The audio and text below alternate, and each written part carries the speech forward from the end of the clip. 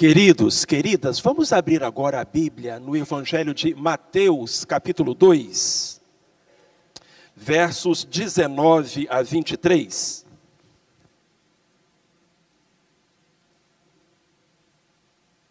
Talvez haja perto de você alguém sem a Bíblia. E se for o caso, chegue pertinho dele, pertinho dela, use essa simpatia que Deus te deu, compartilha o seu exemplar da Escritura e abençoa o seu vizinho. Mateus, capítulo 2, versos 19 a 23. O tema da mensagem é: Deus está no controle. Quantos creem nisso? Vamos falar juntos? Deus está no controle. E veja se não é verdade. Mateus capítulo 2, do verso 19 ao verso 23. Mas tendo morrido Herodes, eis que um anjo do Senhor apareceu em sonho a José, no Egito, dizendo: levanta-te, toma o menino e sua mãe e vai para a terra de Israel, porque já morreram os que procuravam a morte do menino. Então José se levantou, tomou o menino e sua mãe e foi para a terra de Israel. Ouvindo, porém, que Arquelau reinava na Judéia em lugar de seu pai Herodes, temeu ir para lá, mas, avisado em sonho por divina revelação, retirou-se para as regiões da Galileia e foi habitar numa cidade chamada Nazaré, para que se cumprisse o que fora dito pelos profetas: ele será chamado Nazareno. Amém. Bendita seja a palavra de Deus, lida aos nossos corações. Irmãos e irmãs, está chegando o Natal, a minha época preferida do ano. As luzes, as festas, as músicas, tudo fica mais bonito no Natal. A cristandade, de norte a sul, de leste a oeste deste grande mundo, celebra o nascimento do Filho de Deus. Natal nos faz pensar em alegria, em bênção, em salvação. Mas às vezes a gente esquece que a história do Natal não foi só de alegria, de bênção e de comemoração. A história do Natal também foi de perseguição, de livramento, de problema, de dificuldade, de situações muito sérias que só foram vencidas com o auxílio do Deus Todo-Poderoso. José, Maria e Jesus, ameaçados de morte pela fúria louca do rei Herodes, tiveram que fugir. E a Bíblia diz que durante alguns anos eles viveram como refugiados no Egito.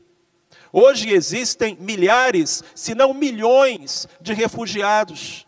Por causa da guerra, da fome, da perseguição, Jesus foi um refugiado. José e Maria foram refugiados. E durante algum tempo eles estiveram ali no Egito, longe da família, num lugar estranho, com outras leis, outra religião, outra língua, sem poder contar com ninguém que não fosse o próprio Deus. E bem podemos imaginar os sobressaltos e as preocupações que acompanharam José e Maria naqueles tempos difíceis, longe da família e da terra de Israel. E aí, nesse ponto da história, talvez a gente se identifique mais com os personagens do Natal, porque nós também passamos pelas nossas dificuldades e ameaças. Também nós temos os reis Herodes em nossa vida, e momentos nos quais somos tomados pela preocupação. Quanta aflição, quanto sofrimento, quanta insegurança, o que acontecerá amanhã? É bem provável que essa inquietação estivesse no coração de José, tanto pela sua vida, quanto pela família que ele tinha que cuidar, que proteger. Mas a história nos mostra, a Bíblia não nos deixa esquecer, e a palavra do Senhor nos afirma: Deus está no controle. Vejam se não é verdade, meus irmãos e minhas irmãs, no texto que temos diante dos nossos olhos, Deus está no controle das circunstâncias. O verso 19 nos fala que, tendo morrido Herodes, eis que um anjo do Senhor apareceu em sonho a José no Egito, dizendo: levanta-te, toma o menino e sua mãe e vai para a terra de Israel, porque já morreram os que procuravam a morte do menino. Herodes foi um personagem extremamente poderoso e extremamente cruel. Perpetrou as maiores maldades no longo tempo em que reinou sobre a terra de Israel. Herodes era um tirano. Herodes era um homem perverso, com o coração dominado de maldade. Nós sabemos que Herodes ordenou a morte de todas as criancinhas de Belém, no intuito de matar aquele que era conhecido como o Filho de Deus. Mas esta não foi a única barbaridade perpetrada por Herodes ao longo da sua vida. Um homem louco, um homem violento, a quem ninguém podia enfrentar. Tinha na retaguarda o poder de Roma, que lhe garantia poder fazer o que bem entendesse na terra de Israel, desde que os impostos seguissem para a capital do mundo, que era a cidade de Roma naqueles dias. Então Herodes se aproveitava deste poder para espalhar o terror na terra de Israel. Matou os nenenzinhos de Belém, é verdade. Mas matou também 3 dos seus próprios filhos. Aí os irmãos imaginem, se o sujeito não sentiu dificuldade em matar os próprios filhos, ia ter alguma dificuldade em matar os filhos dos outros lá em Belém? Este era Herodes. Um homem tão iníquo,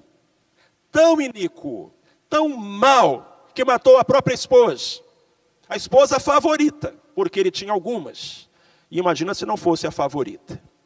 Herodes era tão mau, que quando ele estava para morrer, e os rumores da sua enfermidade se espalharam por Israel, os judeus começaram a preparar uma festa. E começaram a comprar as coisas ali, disse: olha, o homem vai morrer. E Herodes, para garantir que não houvesse festa na sua morte, mandou prender 300 dos judeus mais ilustres, mais amados e mais admirados. E deu a ordem para que no exato momento em que ele morresse, estes 300 nobres judeus fossem executados. Para garantir que na morte dele, alguém iria chorar, mesmo que não fosse por conta dele. Felizmente, a ordem não foi cumprida. Os filhos de Herodes cancelaram a ordem e os judeus não foram mortos. Mas isso é para os irmãos terem uma ideia de quem foi Herodes. Mas este homem mau, tão poderoso, que tinha as rédeas nas suas mãos e a quem ninguém podia fazer oposição, morreu. E meus irmãos, não morreu bem. De acordo com Flávio Joséfo, o grande historiador judeu do primeiro século, de acordo com Flávio Joséfo, Herodes morreu aos 70 anos, com dores intensas, dores intestinais agudas, coceira generalizada, falta de ar, infecção, convulsões e gangrena nos órgãos genitais. Irmãos, eu não vou falar bem feito porque eu sou pastor. Mas se você não é pastor, fique à vontade. Dizem os historiadores que nas últimas semanas de vida, os gritos de Herodes ecoavam pelos corredores dos palácios. Mas não despertavam aqueles gritos compaixão em ninguém. O homem poderoso, infinitamente mais poderoso do que José e Maria. O homem que era ladeado pelas legiões de Roma. O homem a quem ninguém podia oferecer oposição. Tombou. E então o anjo aparece a José e diz: José, pode voltar para Israel, porque aqueles que procuravam a vida do menino, Deus já cuidou deles. Porque quem se senta no trono da história não é Herodes. Quem se senta no trono da história não são os tiranos e poderosos, não são os ricos e influentes. Quem se senta no trono da história é Deus. É o Deus Todo-Poderoso, Ele reina, Ele governa. Meu irmão, minha irmã, Deus tem nas suas mãos o controle das circunstâncias. Então você não precisa ficar preocupado. As circunstâncias estavam fora do controle de José, mas não estavam fora do controle de Deus. Pense por um momento nas suas circunstâncias, naquilo que rouba o seu sono, que tira a sua paz, que entristece o seu coração. Coisas a respeito das quais você não tem controle. Mas minha amada, meu amado, Deus está no controle. Então acalme o seu coração, porque Ele tem todo o poder. Os tiranos caem, os poderosos tropeçam, os maus são varridos da face do Deus Todo-Poderoso, e os servos e servas de Deus permanecem em pé, porque Deus está no controle. Agora, um segundo detalhe nessa história que chama a minha atenção. E é o fato de que Deus estava não apenas no controle das circunstâncias, mas Deus estava no controle de José. E este é um detalhe importantíssimo da história, porque nós lemos que quando José ouviu isso, que Deus havia dito a ele por meio de um anjo no seu sonho, a Bíblia diz que ele se levantou, tomou o menino e sua mãe e foi para a terra de Israel. Queridos, Deus precisa estar no controle da nossa vida. E certamente Deus estava no controle da vida de José. No capítulo 1 e no capítulo 2, José recebe 4 sonhos. Ele é visitado por anjos 4 vezes. Ele ouve 4 ordens. E quantas vezes ele obedece? Todas. As 4 vezes. Eu tenho uma grande admiração por José. A Bíblia não fala muito dele, mas o pouco que fala, fala bem. Um homem obediente a Deus. Um homem que fazia o que Deus lhe mandava fazer. Não apenas Deus estava no controle das circunstâncias da vida de José, Deus estava no controle do José. E é aqui que a coisa aperta para o nosso lado. Eu sei que você está preocupado com as circunstâncias da sua vida. Uma doença que precisa ser curada, uma dívida que precisa ser paga, um filho que precisa se acertar e outras situações. Eu sei que isso tem desassossegado você, mas eu queria trazer você para pensar em uma outra direção. Deus está no controle das circunstâncias, mas Ele está no controle da sua vida. Deus controla os astros no céu, as galáxias do universo, mas este Deus tão poderoso, tão capaz, que faz com que os planetas mantenham as suas órbitas e as estrelas não percam o seu brilho, este Deus que tem no controle da história nas suas mãos, Ele está no controle da sua vida. Você é uma pessoa obediente. O que Deus fala, você faz. O que Deus manda, você obedece. Meu querido, minha querida, deixe-me lhe fazer uma pergunta crucial esta noite. Você tem buscado conhecer e fazer a vontade de Deus? Quem está no controle da sua vida é Deus. Eu gostaria de ilustrar esse ponto com uma imagem que acredito seja familiar a todos. Acredito que todos nós já vimos uma pipa no céu. Muitos de nós já soltamos pipa, alguns ainda fazem isso hoje. Mas mesmo quem não brincou de soltar uma pipa quando criança, mas já viu e se encantou com a bela cena de uma pipa dançando nos céus. Aqui no Espírito Santo nós chamamos de pipa. Em outros lugares do Brasil é raia ou papagaio. Mas nós todos temos esta imagem de uma pipa colorida, leve, alegre, brincalhona, dançando nos céus. Às vezes tão longe que mal podemos enxergar, outras vezes mais próxima de nós. E ficamos a admirar aquele brinquedo que dança, que salta, desafiando a lei da gravidade, usufruindo dos sabores do vento.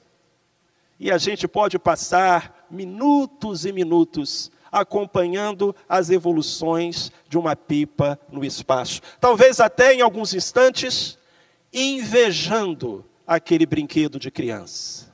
Ah, como eu gostaria de ser como essa pipa.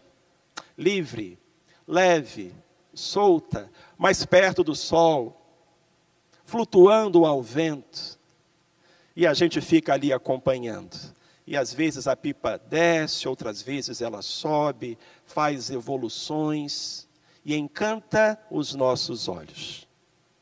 Mas deixe-me dizer algo para os irmãos, algo muito sério e muito verdadeiro. Toda vez que você vê uma pipa no céu, você pode ter certeza que na outra ponta da linha tem alguém segurando. Porque quando uma pipa não tem na outra ponta da linha alguém segurando, ela não voa. Ela cai. Ela mergulha em cambalhotas e convulsões, e em confusões, e em desastre, derrocada, e ela vai ao chão. A sentença de morte para uma pipa é quando a linha é cortada ou se rompe. Ela deixa de voar. Perde absolutamente o controle, se torna um objeto digno de pena e vai ao chão. Não é assim? Não é assim? Então me permita, meu querido, minha querida, que eu lhe faça essa noite uma pergunta da parte de Deus e em nome de Jesus. Quem está segurando a ponta da sua linha? Quem está no controle da sua vida? Muitos homens e mulheres fazem a escolha de responder a essa pergunta dizendo: eu mesmo, eu mesma. São como pipas que não querem ter uma linha, que não querem ter controle, porque confundem o fato de não ter alguém no controle de suas vidas com liberdade. O nome disso não é liberdade, o nome disso é fracasso, o nome disso é sofrimento. O nome disso é problema, o nome disso é derrota, o nome disso é perdição. E quantas pessoas estão sofrendo, irmãos e irmãs, sofrendo de verdade, porque não tem ninguém segurando a outra ponta da linha. Quem está segurando a outra ponta da sua linha? Quem está controlando você? O Espírito Santo de Deus? Amém? Jesus Cristo, o Salvador? Amém? O Deus Todo-Poderoso, Criador dos céus e da terra? Amém? Eu espero que sim.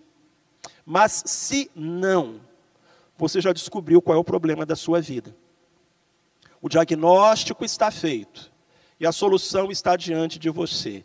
Essa noite, entrega a ponta da linha para Deus. Entrega a ponta da linha para Jesus. Diga a Ele: Senhor, eu confio a Ti as circunstâncias, porque sobre elas eu não tenho controle. Mas o controle da minha vida é Teu. Eu quero fazer a Tua vontade, quero Te obedecer. Senhor, segura a ponta da linha da minha vida.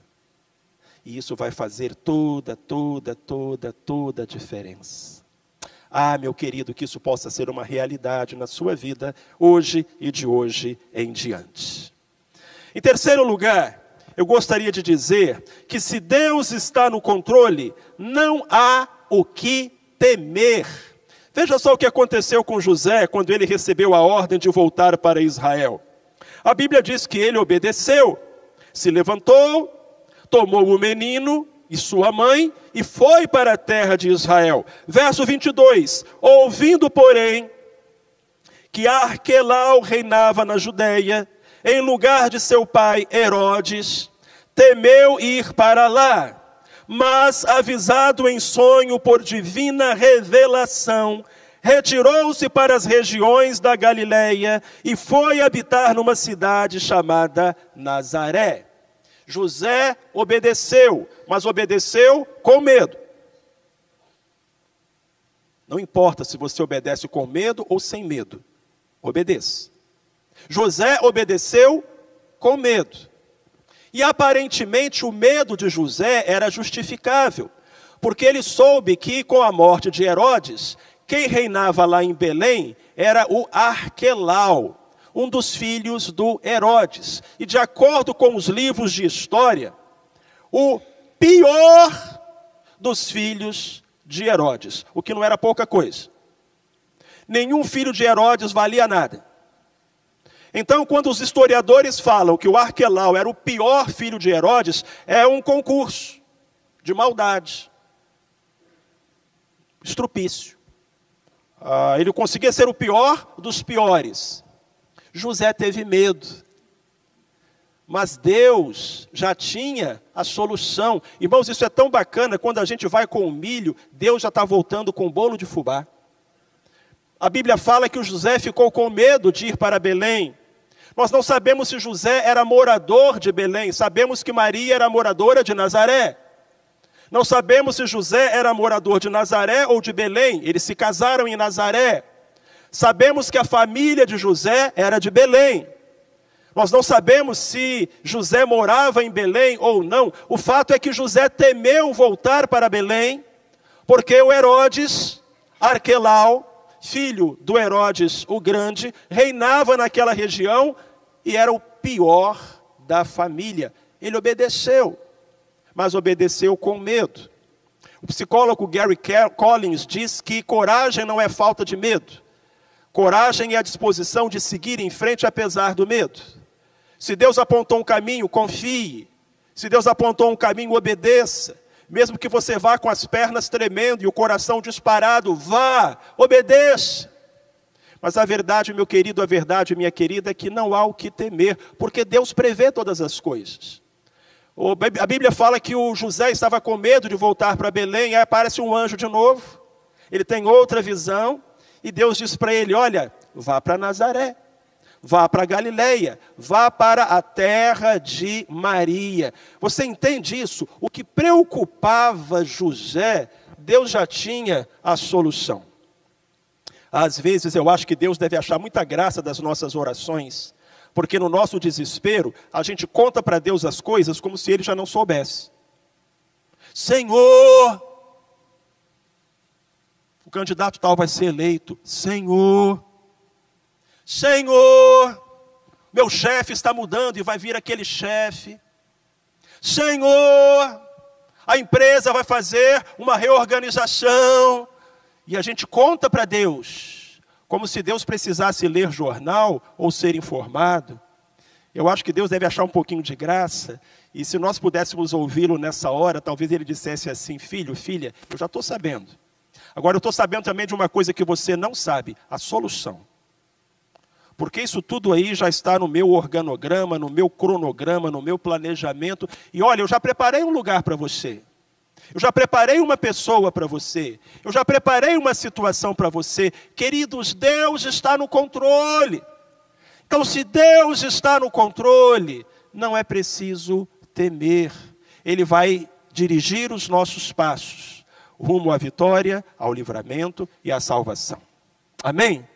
Eu quero terminar. E eu quero terminar dizendo que se Deus está no controle, as promessas vão se cumprir. A Bíblia diz que ouvindo que Arquelau reinava na Judeia, em lugar de seu pai Herodes, José temeu ir para lá. Mas avisado em sonho por divina revelação, retirou-se para as regiões da Galileia e foi habitar numa cidade chamada Nazaré, para que se cumprisse o que fora dito pelos profetas, ele será chamado Nazareno. A referência aqui é a Isaías capítulo 9, versículos 1 e 2, quando 700 e tantos anos antes do nascimento de Jesus, a Bíblia já previa que o seu ministério seria na Galileia, onde ficava Nazaré. Mas, para a que estava aflita, escreveu o profeta Isaías, não haverá escuridão. Nos primeiros tempos, Deus envileceu a terra de Zebulon, a terra de Naftali, mas nos últimos tempos fará glorioso o caminho do mar, além do Jordão, a Galileia dos gentios. O povo que andava em trevas viu uma grande luz, e sobre os que habitavam na terra da profunda escuridão resplandeceu a luz. A luz vai brilhar primeiro, prometeu Deus, onde a escuridão foi maior. Vai ser na Galileia, vai ser na região de Nazaré. E tantos milhares de anos depois, o nosso Salvador é conhecido como Jesus de Nazaré. Olha para mim, presta atenção. Herodes tentou matar o Salvador, mas tudo o que ele conseguiu fazer foi cumprir a profecia. Você entende isso? Que quando os homens se opõem, os maus se levantam, os ímpios se assanham, tudo o que eles conseguem fazer é que as promessas de Deus se cumpram na sua vida, é que o que está escrito na palavra do Senhor se realize. Se Deus está no controle, meu irmão, minha irmã, tudo o que está escrito no livro santo vai acontecer. E todas as promessas de Deus para você vão se realizar. Quando eu era criança, bem criança, uma das minhas ambições era escrever com caneta. Porque a gente ia para a escola, mas só podia escrever com lápis. E tinha o lápis e tinha a borracha. Às vezes tinha a borracha no lápis. E a professora estava ensinando. E a gente errava muito. Então só podia escrever no lápis. Mas o meu irmão Almir e a minha irmã Josiane, que eram mais velhos do que eu, tinham no estojo caneta. E eles voltavam da escola trazendo o dever feito à caneta. E a minha ambição era chegar o dia em que eu ia poder escrever com a caneta. Mas a criança não podia escrever com a caneta, tinha que escrever com lápis, porque errava muito. E precisava escrever de um jeito que pudesse apagar, consertar. Meus irmãos, minhas irmãs, Deus não escreve com lápis. No estojo de Deus não existe borracha. Deus escreve a caneta. E a tinta que Ele usa é o sangue de Jesus Cristo. Amém. Louvado seja o Senhor. Quantas vezes você faz uma promessa que você não pode cumprir? Não porque você não quis, mas porque você não conseguiu. Com Deus, isso não acontece. Ele é o Todo-Poderoso. O que Ele fala, Ele faz. O que Ele promete, Ele cumpre. Portanto, confie. Se Deus está no controle, as promessas se cumprirão. Amém. Aleluia. Lembre-se, Deus está no controle. Se essa noite você entrou na casa do Senhor com o coração pesado, desassossegado, aflito, esta é a palavra do Senhor para você. Acalme-se, aquiete-se. Deus está no controle. Eu gostaria mesmo que você entregasse a Deus os seus problemas, as suas lutas, as suas aflições, as suas preocupações. Mas entregue também a Deus a sua vida.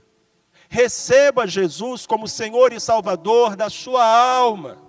Disponha-se a andar no caminho dEle, a fazer a vontade dEle, a entregar a Ele a ponta da linha. Porque se Deus estiver no controle do seu coração, dos seus passos, das suas ações, vai ficar tudo bem. E vai dar tudo certo. Essa é a lição que aprendemos com José, Maria, Jesus e o primeiro Natal, Deus está no controle.